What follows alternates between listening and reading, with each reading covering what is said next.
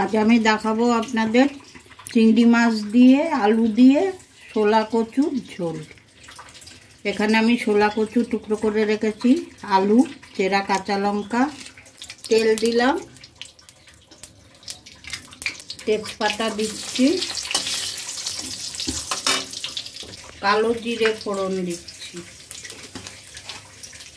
যে যেটা ফোড়নে খান সেটা দিতে পারেন, কেউ জিরেও দিতে পারেন।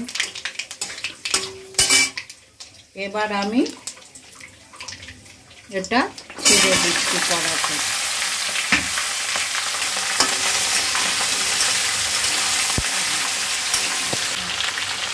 নুন দিয়ে দিলাম,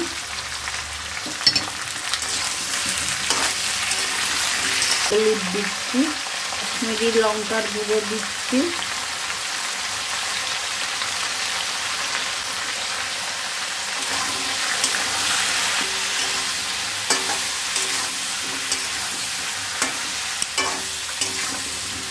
লঙ্কা বাটা দিচ্ছি, আদা বাটা দিচ্ছি।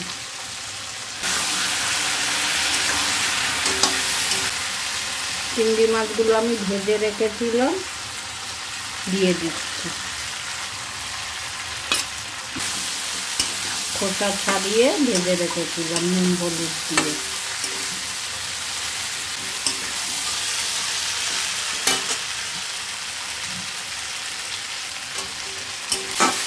ভালো করে কষে নেব।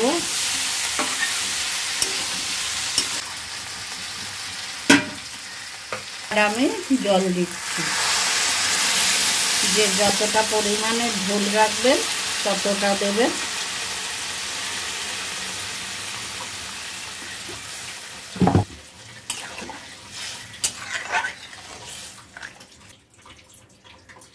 আর আমি দিচ্ছি ভাজা জিরের গুঁড়ো।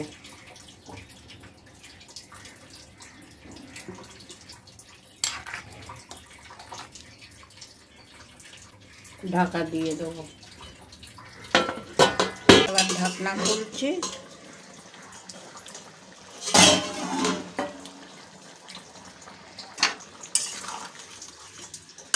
হয়ে গেছে তরকারি, বেশ সুন্দর গলে গেছে শোলা কচু। এবার নামিয়ে দেবো। এইভাবে শোলা কচু দিয়ে চিংড়ি মাছ দিয়ে আলু দিয়ে তরকারি করে খেয়ে দেখবেন। ভিডিওটা যদি ভালো লাগে লাইক করবেন, কমেন্ট করবেন, সাবস্ক্রাইব করবেন।